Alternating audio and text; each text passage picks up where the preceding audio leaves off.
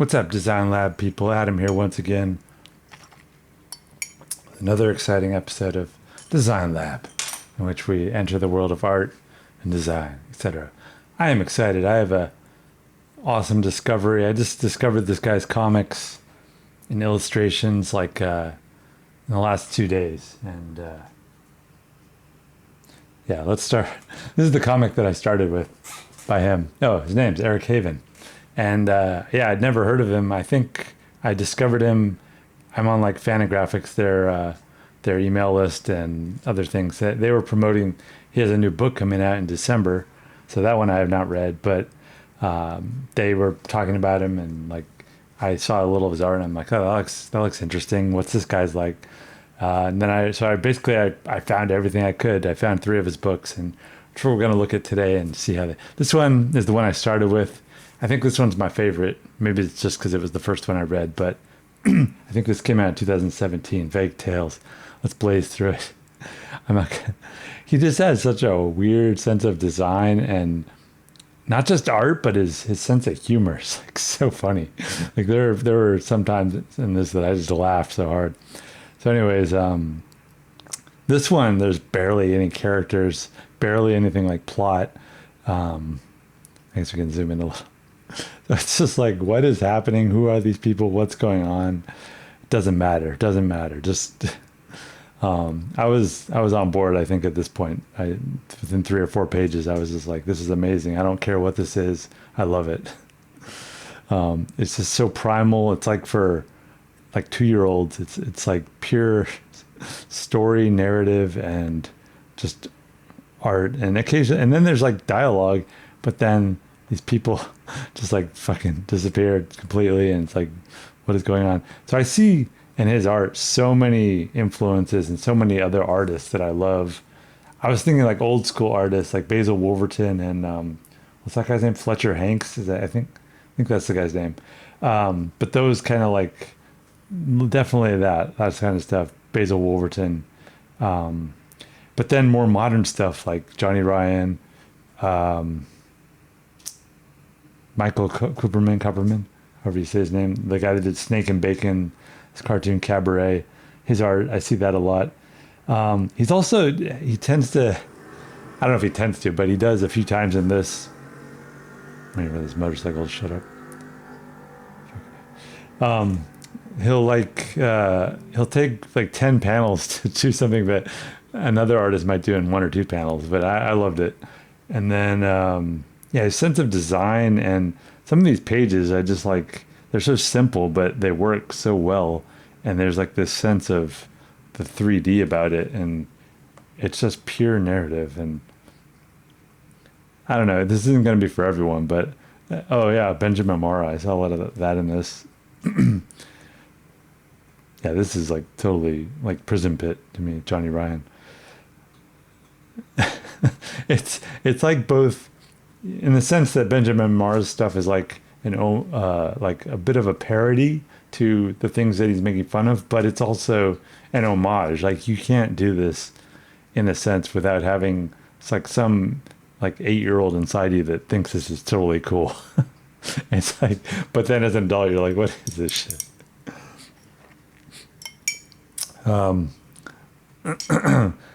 I love his action. Let me show you this action sequence. Like this stuff. This has made me laugh so hard. Like this, zoom in on the slash page. Like this should be like a poster or something. It's it's just lovely. So I think at this point, I was like, this guy's amazing. This guy's one of the greatest discoveries ever made. I see a little Simon Hanselman in it. A lot of other modern artists that are Charles Burns, the level of precision and inking.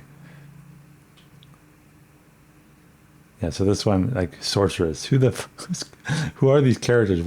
It's like you've read these kind of stories so many times. It's like you expect almost like to have this backstory or all this exposition thrown on you, but you never get it because he just doesn't care. That's not what he wants to show. He's more interested in just showing this conflict. And then he gets in these panels that are almost like Jack Kirby. Actually, I don't remember which book he does, but he actually stencils in Devil Dinosaur, the Jack Kirby one. I'm sure we'll see it at some point.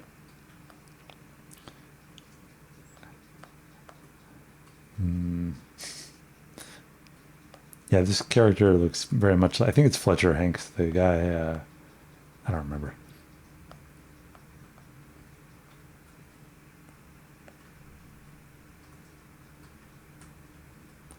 Do I have anything else to add on this other than that I loved it?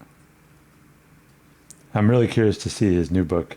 I don't know how long the new book is, which is always kind of like kind of frustrating because you see a new book coming out.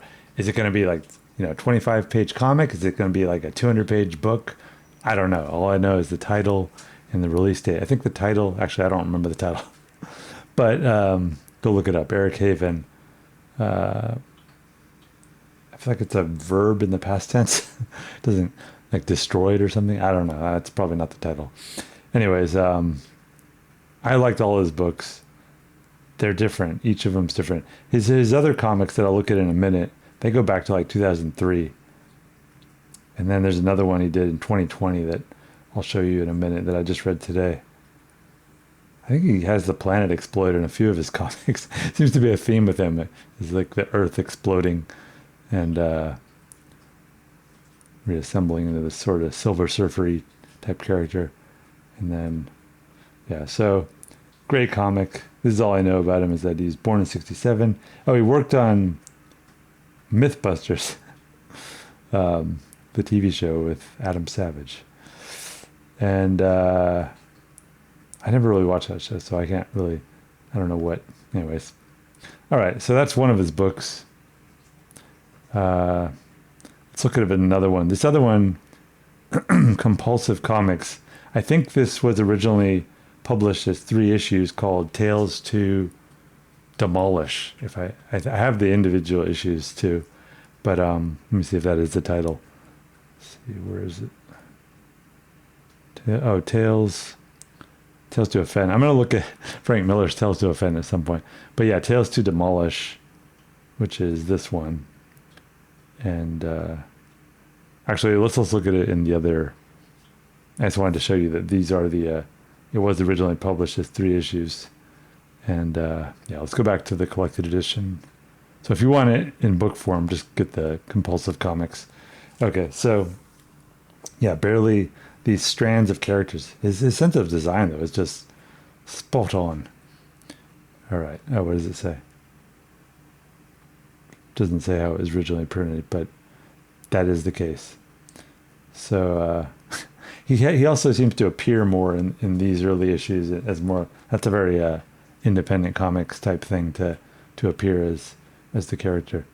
So there's like a few different stories in here. There's one that is like about this guy who climbs on glaciers, but then it turns into this.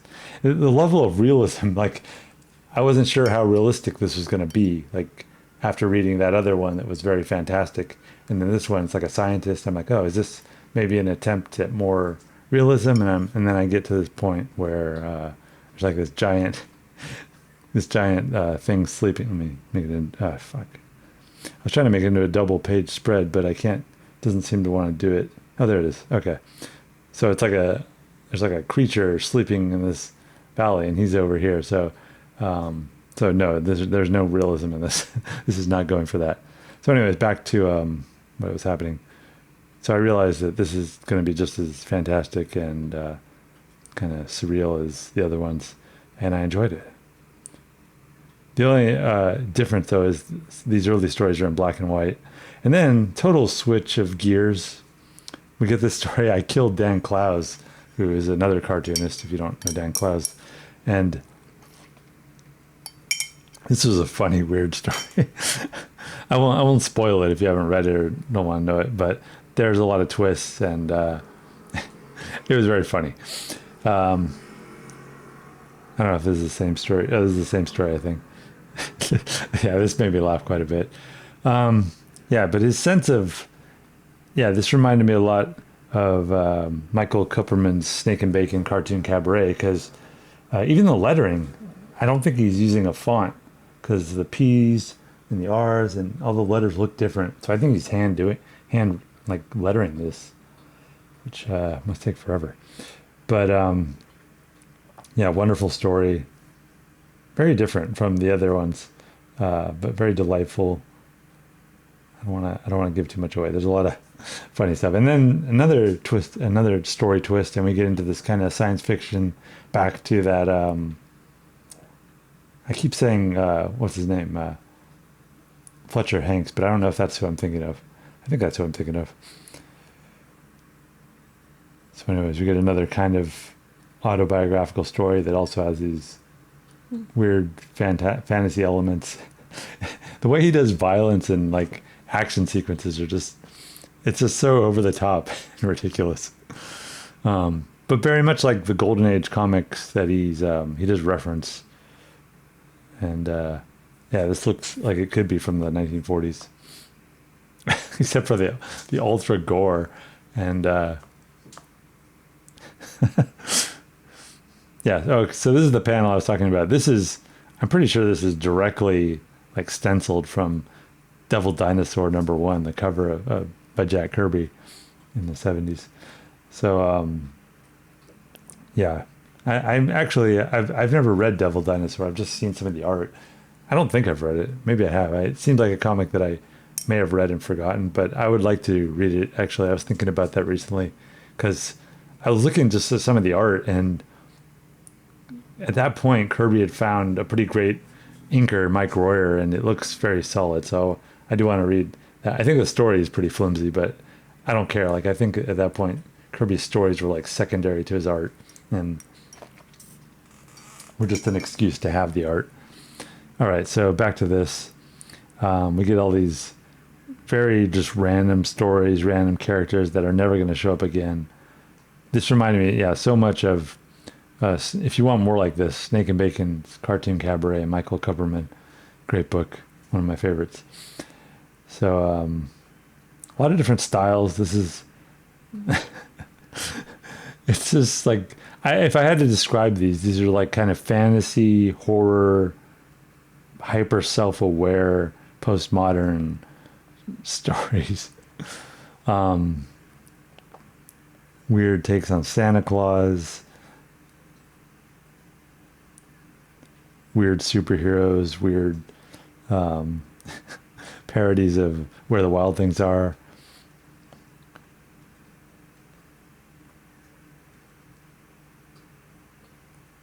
There's also, like, I feel like more than any book I've read recently in comics, this makes me want to do comics again, because I feel like this is probably I'm never going to be like a great artist, but like I feel like this guy does things that are more interesting than just like really accurate art. It's just funny art and weird art. Yeah, so this one, like I said, 3 issues. How long is this one? About 163 pages. Maybe this one has stories that aren't included in those other ones. So I think this is probably a good place to start too. Most of them are black and white, but then there are a few parts in color. And yeah, I was so excited to discover. It's like so exciting when you find a new artist, and I don't think you're going to quite appreciate it just from me flipping through this. You have to really read these. These are, I think these ones, these haunted cipher ones, I don't know if these were actually printed in newspapers or somewhere, but they look, I mean, they were intended, or they look like maybe it was auditioning for doing like a weekly strip or something for a magazine. A lot of funny stuff. This guy's like a snake, so he eats for 1 week. After eating this turkey, I won't have to eat again for 6 weeks. This is a parody of the old Charles Atlas You Can Get Muscles ad. He like Benjamin Marra, he gives you the impression that maybe like I wondered initially, like, is this guy like serious? Is he like, but then as I read more, I'm like, okay, this guy's, he's aware of what he's parodying. He's not an idiot. He's a very smart and funny guy. It's just initially like he masks things in a way that like you're not sure at first. You're like, what is this guy's like sense of reality and what is happening?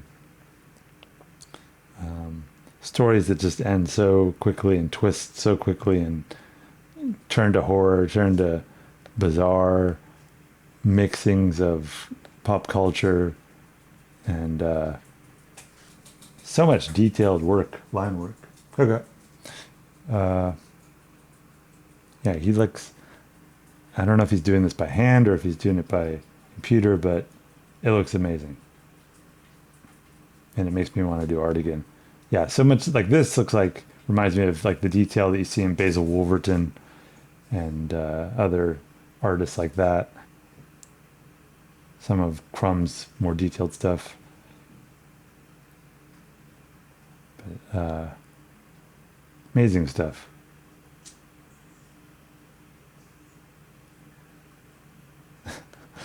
I think sharks also show up a few times in his book. So there's clearly some interesting motifs and fascinating stuff. Very dreamlike imagery.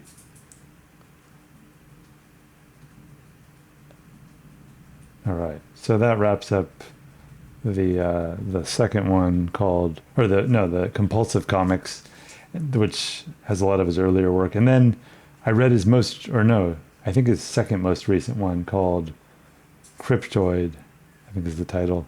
Where is it? Cryptoid. Here's a sneak peek of other titles we may be looking at in the future. Who knows? All right, Cryptoid. I think this one came out in, I want to say February 2020, just before coronavirus unleashed its awesome self on the world. Okay, Cryptoid. This one is in color, which I kind of prefer. It does get, it's definitely very political and has all these characters that I wasn't expecting. Yeah, this is total Kirby, Mobius, amazing stuff. Very trippy. Yeah, weird characters. He's a half dinosaur, half man. Unknown bats of the world that live among us. Eyeball bat. It's like, what is this I'm reading? Fascinating stuff. Night of the Gnome.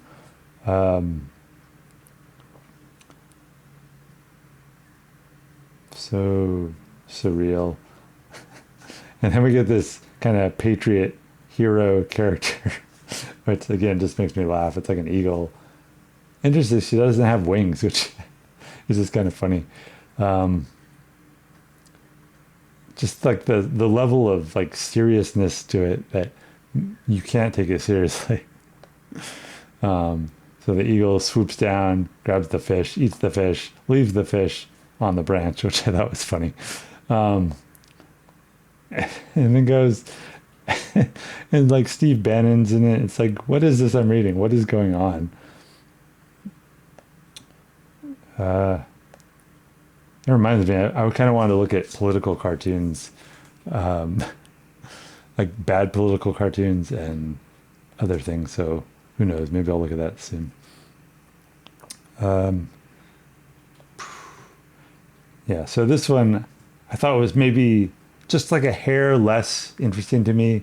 I don't know, in some ways, by bringing in the real political figures and stuff, making it a little more topical, I didn't like that as much. I mean, I still loved the book. I thought it was amazing, but I kind of prefer this kind of stuff, the Night Sword. Like, it's just like, what is this? Why do we need so many panels to show this guy holding a sword and swinging a sword?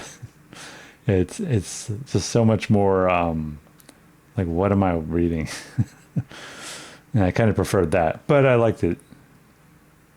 And like I said, I am looking forward to his new book, whatever the title is that I can't remember. So, yeah, I think they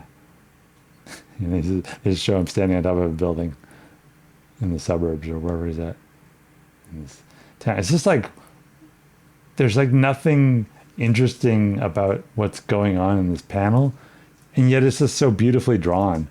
And it's just like so simple that it's more interesting to me than a panel that is like in perfect perspective with all these details and photorealistic. And it's not. This is much more interesting to me. The fact that there's some guy on the roof swinging a sword in the suburb, or not, like out in this just like nowhere. What's going on?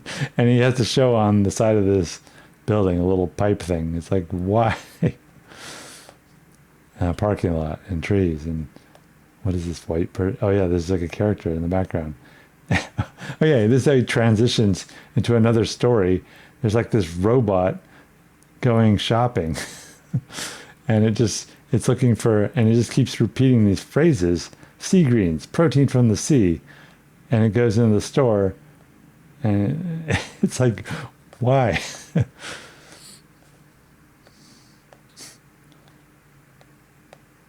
So another lovely story. Oh, and is this where remember I was talking about smashing the planet is a common theme in his story. So the planet gets smashed. Pure energy.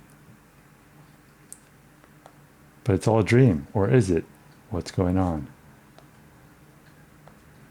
Amazing stuff.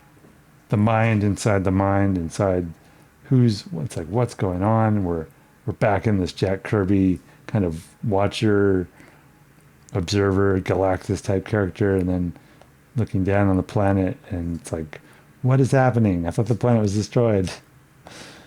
Who are these people? He's got the planet inside him. What's happening? And then he backs off. It's like so many panels to do all this, and it's like, and that's what makes me laugh about it, is that like so many panels, just like boom, boom, boom, and it's like, what? That's the end. It's like amazing. So yeah, that's this guy's work. Eric Haven, check him out. I don't know if I have anything else to add. Just that he's amazing, and I like his work a lot.